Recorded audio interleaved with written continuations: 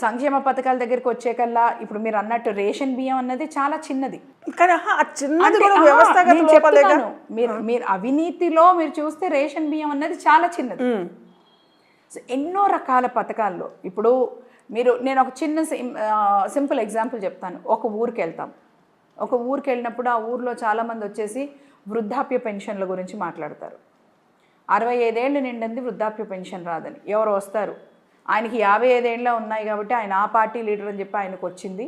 మాకు 70 ఏళ్ళు ఉన్నా కానీ ఆధార్లో మాకు కనపడుతున్నాం, మేము పండు ముసలాళ్ళ కనపడుతున్నాం కానీ రావట్లేదు అని.